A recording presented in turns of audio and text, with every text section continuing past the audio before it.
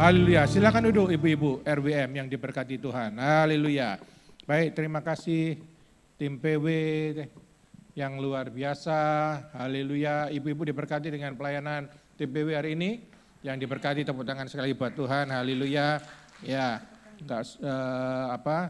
puji-pujian yang luar dipimpin oleh WL yang luar biasa. Wah, ya. Jogetnya luar biasa. Oke. Haleluya. Ya, tadi saya mendengar Ibu Suli sekarang sudah bisa bangun jam 3 pagi, berarti jangan lupa besok ada doa pagi jam 5. Oke. Salam Ibu-ibu, bisa lebih kencang salam. Selamat pagi semua, selamat pagi. Mana semangat bulan barunya, yang sukacita hari ini lambai-lambaikan tangan Ibu-ibu, lalu tepuk tangan yang keras, katakan haleluya. Sekali lagi haleluya, puji Tuhan. Baik, salam KKMD, kami kian makmur di sini semua katakan. Amin, ya amin, haleluya. Senang bisa ketemu dengan ibu-ibu RWM yang cantik-cantik dan diberkati Tuhan, yang penuh semangat. Ya, senang bisa ketemu kembali dalam suasana yang baru, saya percaya bulan baru, berkat baru. Yang setuju katakan amin, amin. Dan saya juga ingatkan kembali tentang perubahan jadwal ibadah kita, yang biasanya jam 7, jam 9, dan jam 5 sore, mulai bulan Agustus ini menjadi jam 8 pagi dan jam 5 sore. Saya berharap ibu-ibu bisa adaptasi dan tetap bisa mengikuti ibadah di tempat ini yang hanya 2 kali ini. Ya, baik, yang hanya 2 kali saja. Ya, dan kita akan mulai bulan Agustus nanti, tapi saya berharap suatu hari nanti gereja kita akan kembali lagi ibadah 3 kali, bahkan kalau bisa 5 kali. Yang setuju katakan, amin. Haleluya, tepuk tangan dulu yang keras buat Tuhan, haleluya. Baik, ibu-ibu RBM yang diberkati Tuhan, tema bulan Agustus adalah mentalitas tahan banting. Yuk sama-sama katakan, 1, 2, 3. Lebih kompak lagi yuk, 1, 2, 3. Mentalitas tahan banting. Ayat masnya di Roma 8 ayat 37, versi Alkitab AYT. Ya, berkata demikian, sama-sama kita baca yuk, 1, 2, 3. Dalam semuanya ini kita lebih daripada pemenang melalui Dia yang mengasihi kita. Semua yang percaya katakan amin. Pemenang dalam bahasa Indonesia disebut dengan pemenang ya, tapi dalam bahasa aslinya dan dalam bahasa Inggris disebut juga dengan conqueror ya, artinya penakluk. Semua katakan penakluk ya. Penakluk punya pengertian lain adalah pemenang, sama saja. Nah, dari ayat ini Ibu kita tahu 2 hal ya.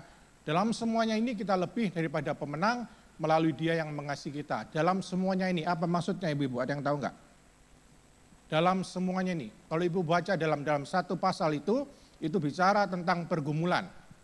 Ya, tentang pergumulan, tentang kesukaran dan lain-lain.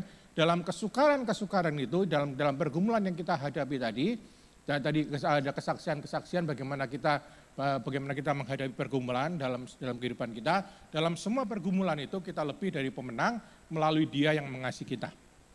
Artinya kita bisa melewati pergumulan itu dan kita bisa memenangkan pergumulan itu. Yang setuju katakan amin. Dari ayat ini ibu-ibu kita belajar 2. Ayat ini memberitahu kita pertama gini, bahwa identitas kita ini adalah lebih dari pemenang. Amin. Setuju ibu-ibu? Identitasmu semua ini adalah lebih dari pemenang. Saudara-saudara bukan orang yang kalahan. Saudara-saudara ini adalah orang yang menang.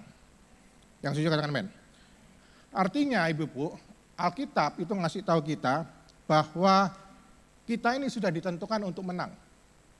Amin. Dalam menghadapi pergumulan apapun, kita ini tidak bisa dipisahkan dari kasih Tuhan. Kita ini pasti bisa melewatinya, kita ditentukan untuk menang. Yang setuju katakan amin.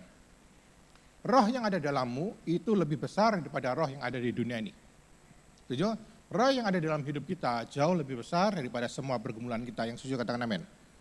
Bukan hanya menang untuk hari ini, tapi menang besok, menang minggu depan, menang seterusnya, menang kapanpun, kita ini dikatakan lebih dari pemenang. Kita bisa memenangkan semua itu, tentu saja kemenangan itu bukan karena kekuatan kita.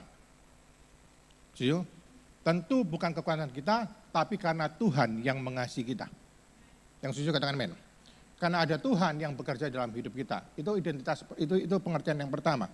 Yang kedua, dari ayat ini, ibu-ibu, kita dikasih tahu bahwa Alkitab itu mengajar kita untuk punya mental sebagai pemenang. Setuju? Yang tahan banting. Ibu pernah lihat orang menang? Apa kayak tinju atau sepak bola, itu kan dia tahan banting ya. Dalam pertandingan itu jatuh bisa, digebuki bisa, tapi dia punya mental tahan banting sampai bel terakhir berbunyi. Jadi Alkitab mengajari kita bahwa kita ini harus punya mental pemenang, mental tahan banting, tidak mudah menyerah duluan. Setuju? Jangan menyerah duluan. Bukan merasa aku enggak bisa, bukan itu. Tapi Alkitab mengajar kita supaya kita punya iman yang kuat. Belum enggak ada amin. Setuju? Punya iman yang kuat. Kata almarhum Pak Gembala, iman yang dablek. Masih ingat itu? Pak Gembala dulu almarhum bilang ini, iman yang dablek, iman yang keras kepala, iman yang enggak mau kalah, iman yang enggak mau ngalah, ya. Iman yang tidak mudah terintimidasi dengan apapun yang kita hadapi. Ya berapa banyak dari kita kalau kita menghadapi raksasa dalam hidup kita udah takut duluan. Kayak orang Israel ketika melihat Goliat, kan? Tapi mental pemenang itu seperti Daud. Ngelihat pergumulan, ngelihat Goliat, tetap maju aja. Itu namanya mental pemenang. Jadi dibanting berapa kali, kita bisa bangkit lagi. Setuju? Dijatuhkan berapa kali sama orang, kita bisa bangun lagi. Setuju? Dijatuhkan sama pergumulan, mungkin kayaknya KO, tapi ternyata kita dikasih kekuatan lagi sama Tuhan, kita bisa bangun lagi. Itu namanya mental tahan banting. Setuju? Dan mental tahan banting itu ada pada kita semua. Yang setuju katakan amin. Amsal 24 ayat 16 berkata demikian. Sebab 7 kali orang benar jatuh, namun ia bangun kembali. Setuju? 7 kali orang jatuh, orang benar jatuh, tapi dia bangun kembali. Tapi harus benar, harus ada Tuhan dalam hidup kita. Hidup benar di hadapan Tuhan. Yang setuju katakan amin. Nah dari ini ibu-ibu kita tahu, pengertian dari ayat ini dua itu. Nah hari ini kita akan belajar dari seorang wanita yang punya mental tahan banting, ya, namanya Abigail. Semua katakan Abigail, Abigail, ya, Abigail, ya, apa ya, terserah. Ibu Sulis manggil apa? Abigail, ya, oke lah. Ya kalau saya bilang Abigail, ya Abigail itu ya, Abigail, sama namanya. Berapa banyak tahu ibu-ibu yang tahu kisah tentang Abigail? Tahu? Oke, coba saya ulang, ya, secara inti saja. Jadi ada suami istri namanya Nabal dan Abigail. Ya, Nabal dan Abigail disebutkan gini, si Abigail ini seorang wanita yang bijak dan cantik. Semua katakan bijak dan cantik. Ini kalau perempuan gitu idola, wis bijak cantik ya. Tapi suaminya Nabal itu terkenal kasar dan jahat. Nah, suatu ketika si Nabal ini terlibat masalah dengan Daud. Ya, terlibat masalah dengan Daud. Nah, hari itu Daud dan anak buahnya marah sama Nabal, lalu mereka hendak menyerang rumahnya Nabal. Ya, Nabal ini memang kaya, diserang sama Daud dan pasukannya, dan mengetahui hal ini, ibu-ibu, Abigail yang bijak itu segera melakukan sesuatu untuk meredakan amarahnya Daud dan pasukannya.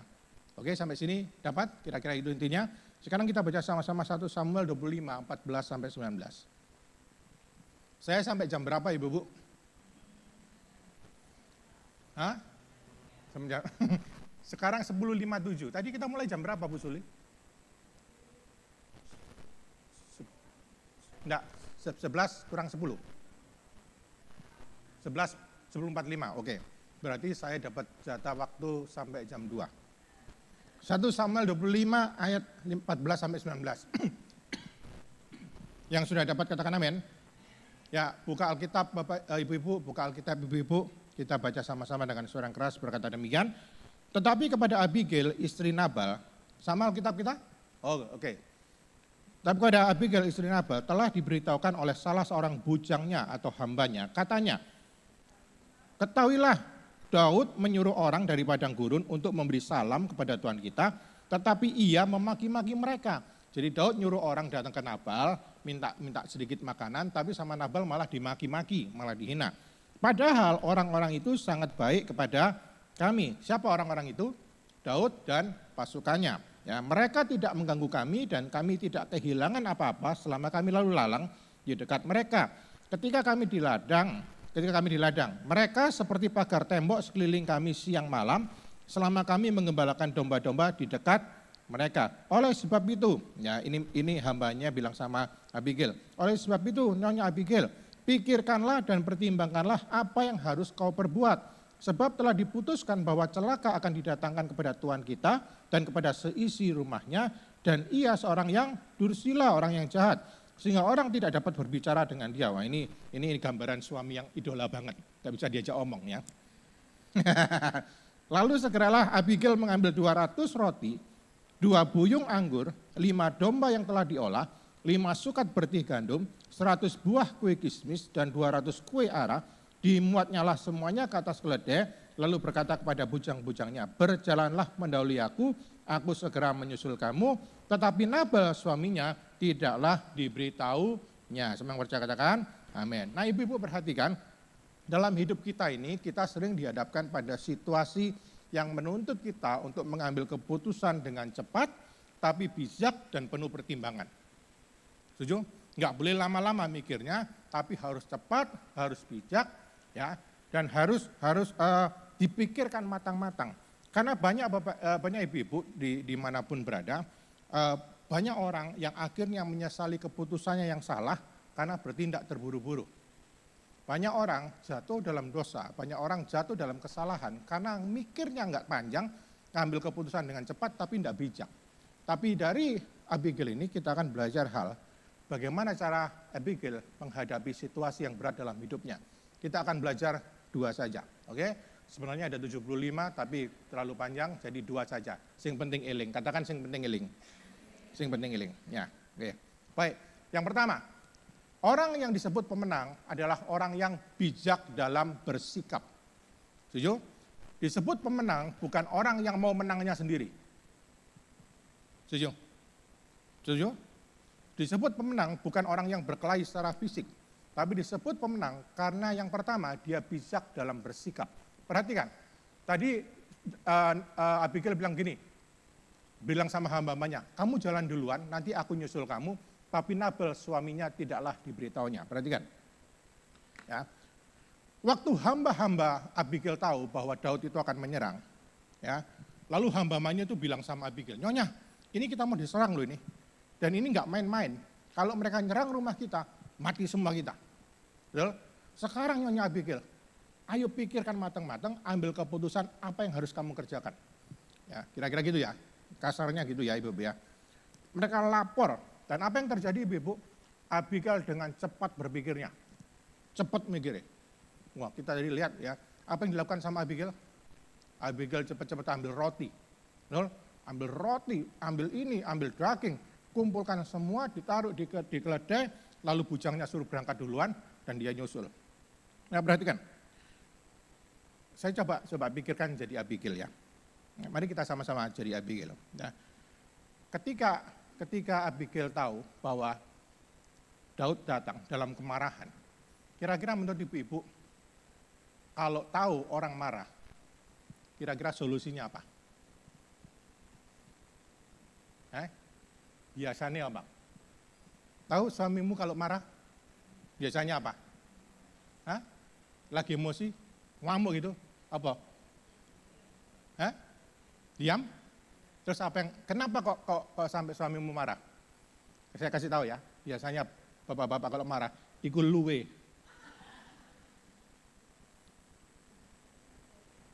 Betul? Enggak? Biasanya luwe.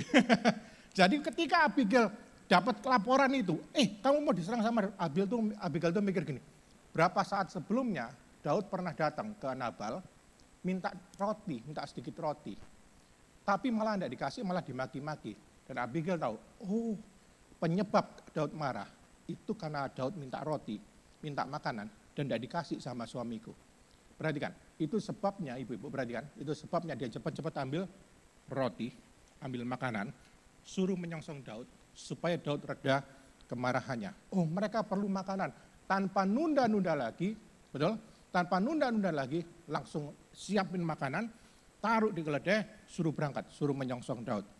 Inilah namanya sikap yang bijaksana. Lihat, ini namanya mental pemenang. Abigail tidak mau nyerah. Betul? Abigail tidak mau nyerah dengan keadaan itu. Dia mulai berpikir, ya apa ya? Dia pakai roh bijaksananya. Gimana ya? Gimana? Oh, aku tahu.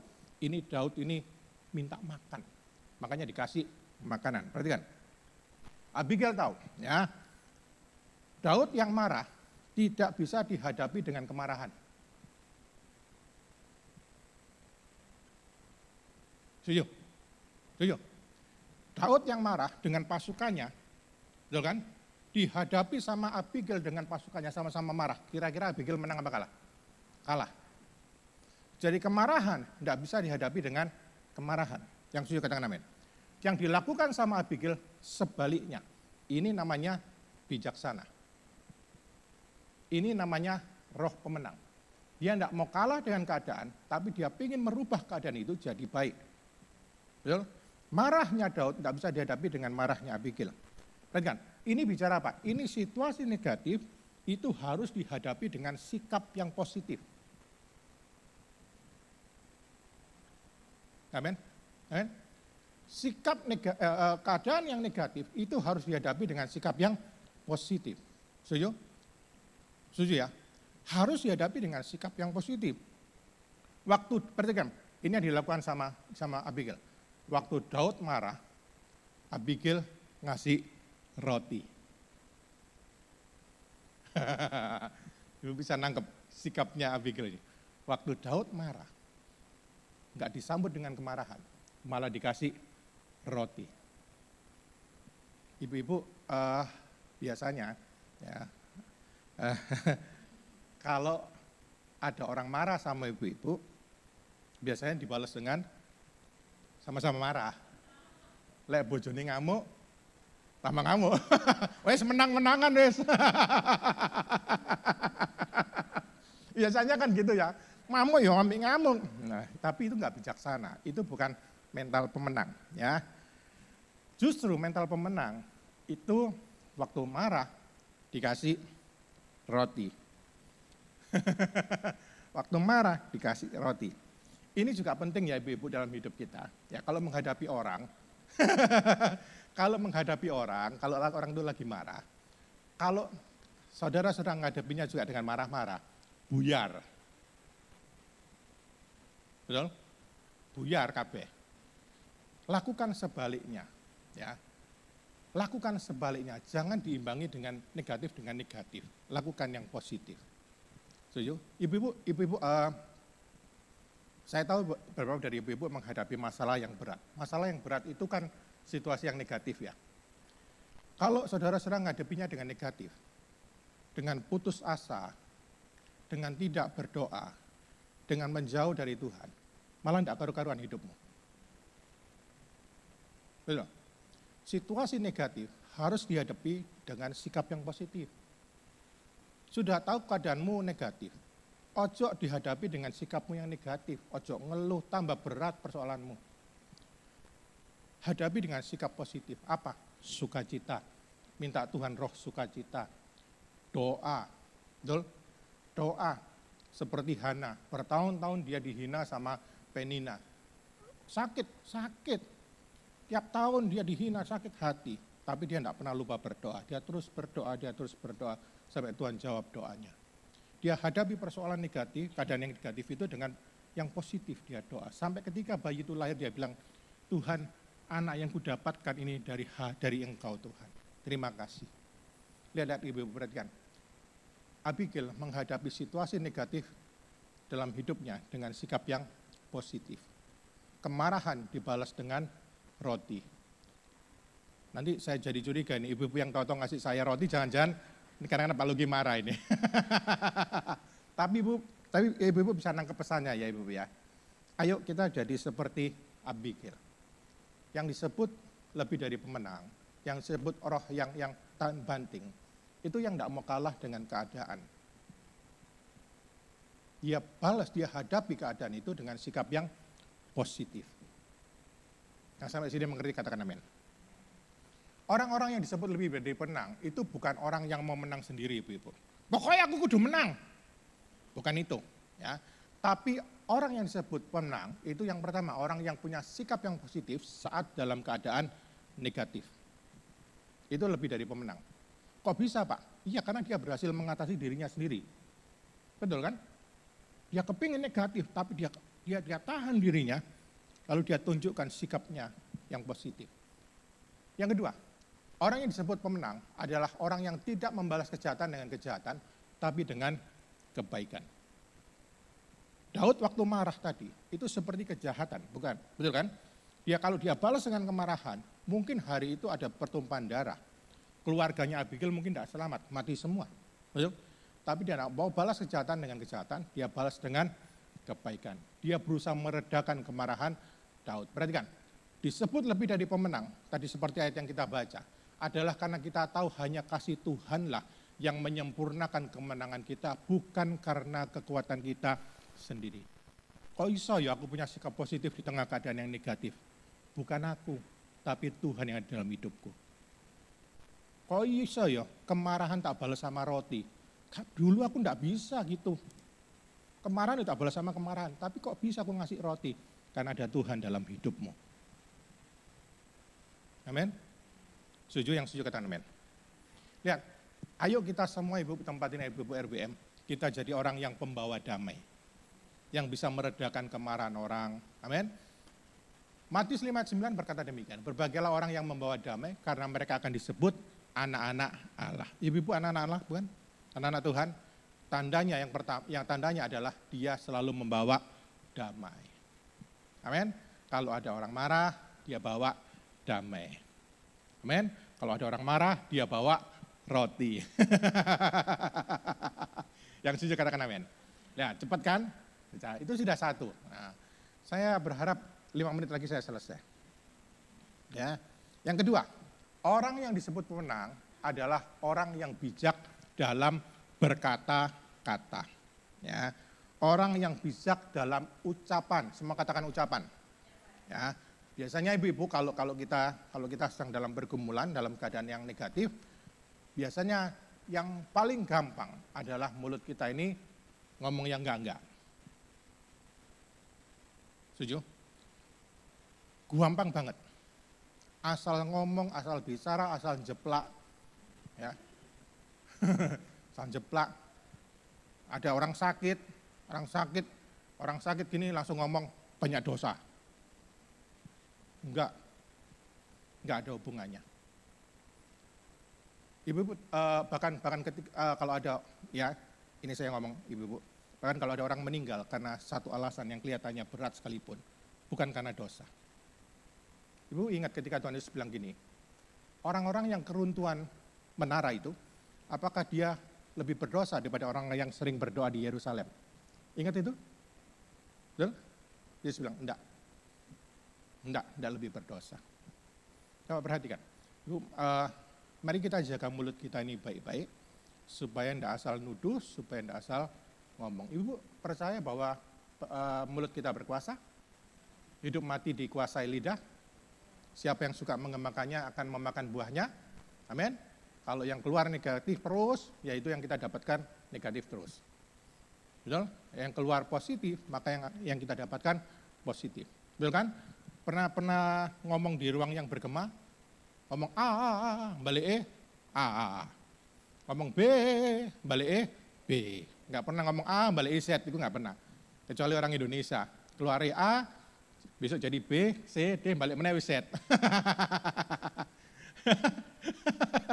Nah, bercanda ya Ibu-ibu ya. Nah, coba perhatikan, kalau kita baca di 1 Samuel 25 ayat 13 sampai 31. Nanti Ibu-ibu baca sendiri di rumah ya. Jadi ketika Abigail itu nyuruh bujangnya menyongsong Daud, ketemu sama Daud, lalu Abigail juga ketemu sama Daud, ya. Ketika Abigail ketemu sama Daud itu dalam keadaan lagi marah. Tapi waktu dia ketemu sama Daud, dia nggak bilang begini, "Woi, Daud, lapo kon teko? Lapo kon nyerang-nyerang omahku? Mau gak dikasih roti kok ngamuk?" Abigail enggak gitu. Perhatikan. Waktu Abigail ketemu Daud, ya, dia merendahkan dirinya. dan menyapa Daud dengan rasa hormat, rasa respek, dan rendah hati. Dia ngomong gini, Daud, please jangan marah. Panjene suamiku itu memang bebal, tapi please jangan marah, sabar ya.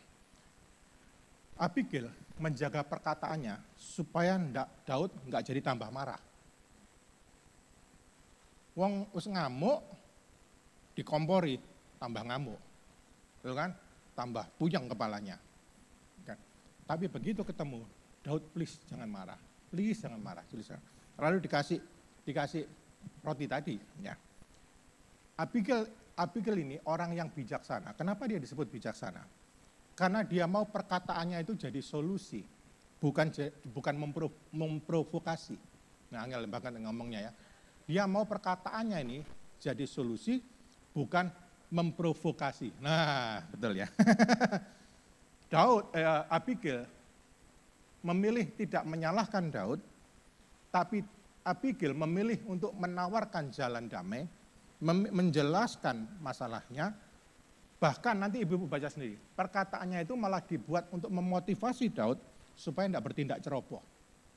Daud kalau panas terus, mungkin bisa bunuh kita semua, bahkan orang-orang yang tidak berdosa ini bisa mati semua karena tanganmu. Bisa ngasih tahu gitu Abigail. Ibu perhatikan, Abigail itu mengajar kita untuk hati-hati dengan omongan. Setuju? Kalau ada orang marah, ojo dikompori. Setuju? Malah kalau bisa kita ini harus bisa meredakan kemarahannya itu. Yang setuju katakan amin. Ya. Amsal 15 ayat 1 berkata demikian, jawaban yang lemah lembut meredakan kegeraman, tetapi perkataan yang pedas membangkitkan amarah. Perhatikan, jawaban yang lemah lembut meredakan kegeraman. Wong kalau ngamuk harus punya sikap yang baik, menjaga perkataan, yang keluar jawabannya itu yang lemah lembut. Supaya marahnya itu jadi pelan. Ya, berapa banyak suami istri berantem gara-gara sama-sama kencengnya ngomongnya. Yang satu kenceng. Kenceng ambil kenceng. Karaoke jadian.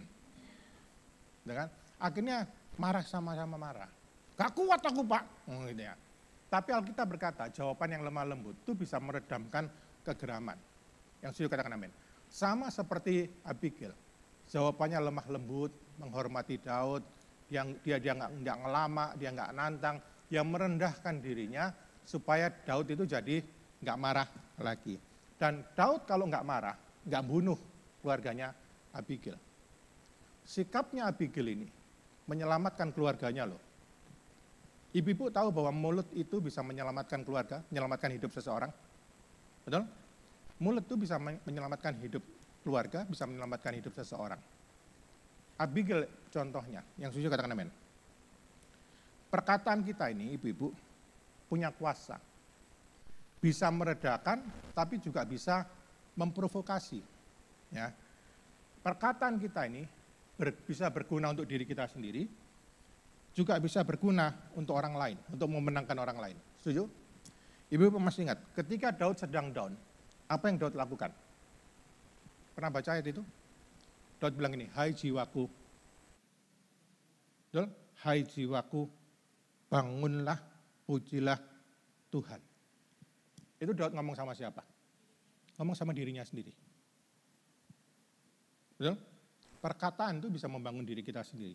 Waktu ibu-ibu sedang down, ngomong sama diri sendiri, bangun. Lapo kon ngono iku, ayo bangun, puji Tuhan. Disakiti sama orang bilang, kasih tahu. Ada apa kamu sakit hati itu? Kamu sakit hati, orang itu enak jalan-jalan kemana-mana, kamu di rumah terus. Fitness, awake fit hati ngenes.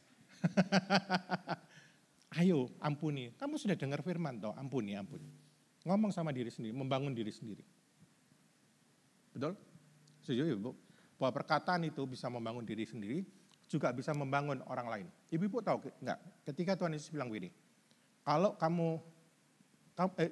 iman kita ini bisa memindahkan gunung. Setuju? Tapi ada 2 syaratnya. Masih ingat? 2 apa 1? 2 apa 1? Tuhan bilangin, kalau kamu punya iman sebesar sebiji sesawi saja, betul? Dan apa? Dan apa? Loh, baca. Kalau kamu punya iman sebiji sesawi saja, dan kamu memperkatakan kepada gunung itu.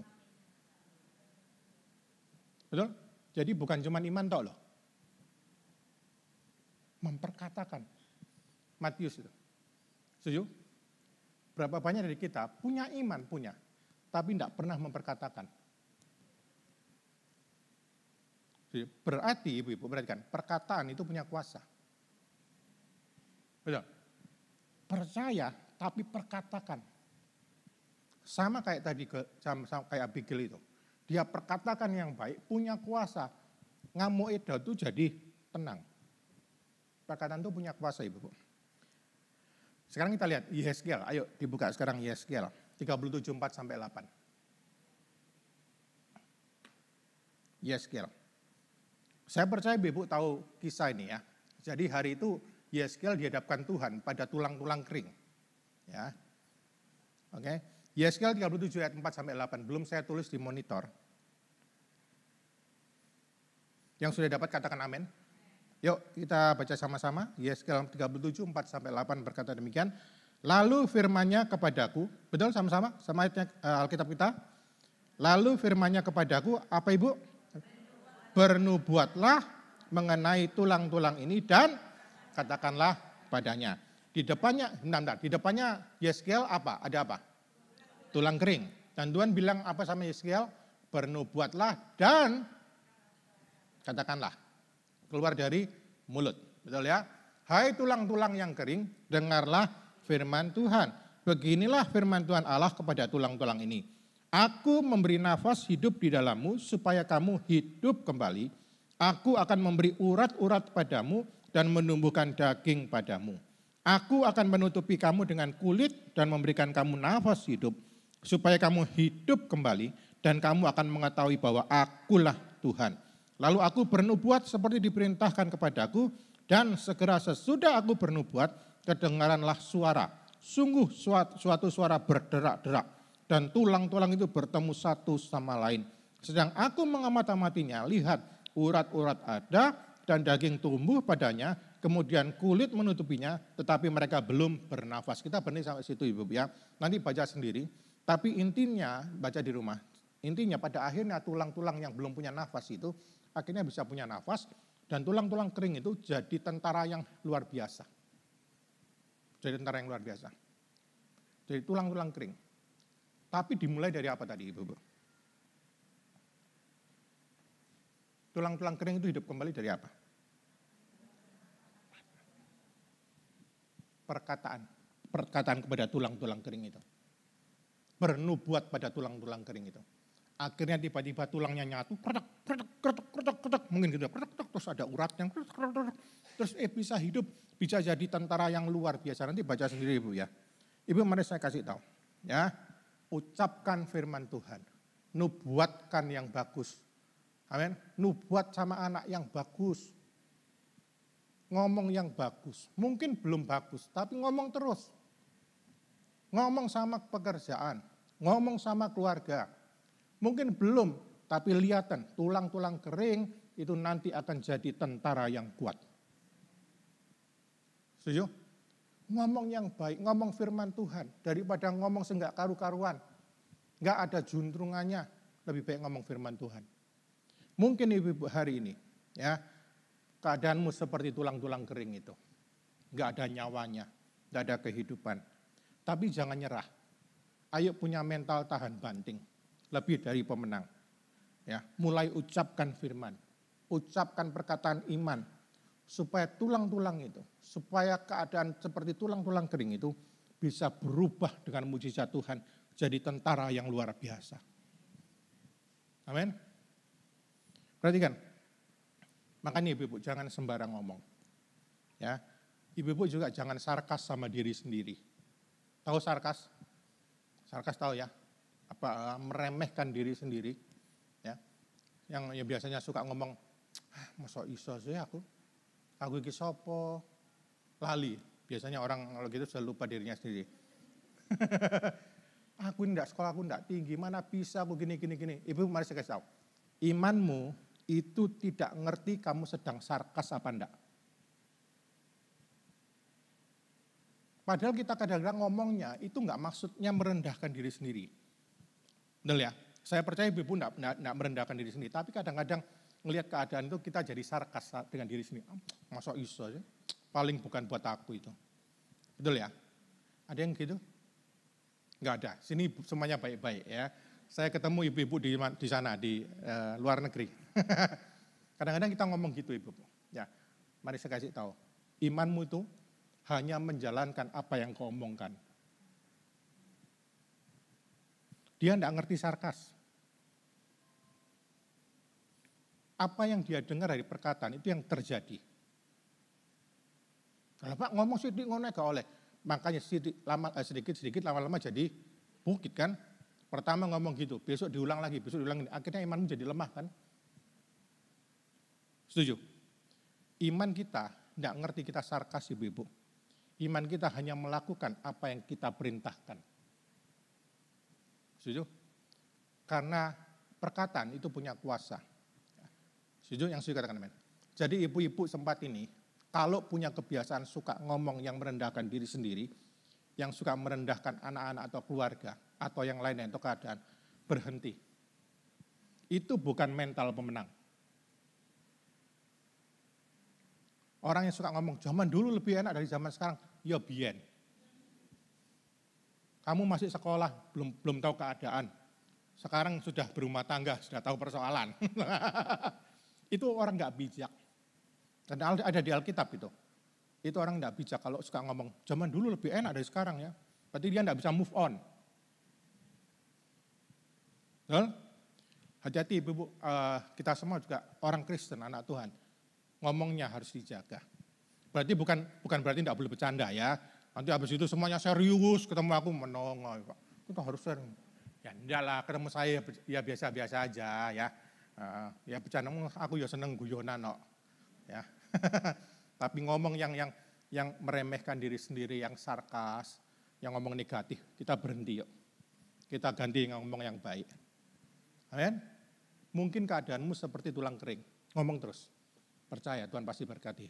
Sembuh, sehat. Percaya anakku pasti balik. Percaya anakku pasti baik. Percaya pekerjaanku diberkati. Ngomong yang baik. Ngomong yang baik. Imanmu akan melakukan apa yang kau omongkan. Amin. Dan saya mau tutup dengan satu ayat ini. Ya. Amsal 18 ayat 21 berkata demikian. Hidup dan mati dikuasai lidah. Siapa suka mengemakannya akan memakan buahnya.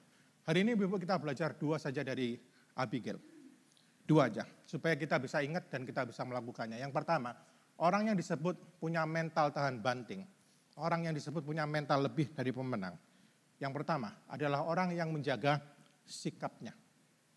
Amin. Dalam keadaan apapun, sikapnya positif. Amin. Kalau ada orang marah, kalau ada sesuatu yang membuat dia marah, dia balasnya dengan roti. Setuju? Dia balasnya dengan kasih. Itu lebih dari pemenang. Orang yang tidak mau menyerah dengan keadaan, orang yang tidak mau menyerah dengan seseorang yang sedang marah, dia balas dengan kebaikan, dia balas dengan kasih Tuhan.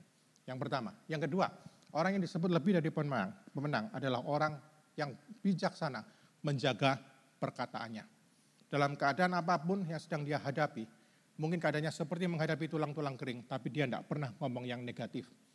Dia ngomong yang positif, dia ngomong firman Tuhan, karena dia tahu perkataan punya kuasa. Iman harus disertai dengan perkataan. Iman harus disertai dengan perbuatan. Kalau tanpa itu sama dengan iman itu kosong. Amin. Masih mau satu lagi? Enggak. Sudah diomong enggak. Langsung dijawab dengan tegas enggak. 2 saja ibu-ibu ya. Yang penting kita ingat. Amin. Sikap harus baik. Perkataan harus baik. Mari tutup Alkitab ibu-ibu, saya menang kita. Coba berdoa untuk ibu-ibu RWM di tempat ini yang sedang menghadapi pergumulan Tuhan. Yang seperti menghadapi keadaan seperti menghadapi tulang kering. Tuhan ajar kami tetap punya iman yang kuat. Iman yang dablek, iman yang tidak mau menyerah. Iman yang tahan banting. Bukan karena kekuatan kami, tapi karena ada Tuhan dalam hidup kami. kami pasti bisa muncul sebagai pemenang. Kami pasti bisa melewatinya bersama dengan Tuhan. Dalam nama Tuhan Yesus, hamba berdoa untuk penyertaan Tuhan. Hamba berdoa untuk kekuatan dari Tuhan. Tuhan berikan untuk kami semua di tempat ini. Dikuatkan, disegarkan kembali, diperbarui cara pandang kami. Iman kami dikuatkan kembali. Karena kami tahu kami tidak pernah sendiri. Ada Tuhan yang selalu menyertai kami. Makasih Bapak yang banyak, berkat-Mu melimpah untuk jemaat-Mu di tempat ini. Dalam nama Tuhan Yesus, kami percaya Tuhan mendengar doa kami. Kami percaya Tuhan menjawab doa-doa kami. Dalam nama Tuhan Yesus, kami berdoa dan segala pujian hormat kami hanya bagi-Mu. Sama-sama kita katakan, amin. Haleluya. Silakan duduk Ibu-Ibu.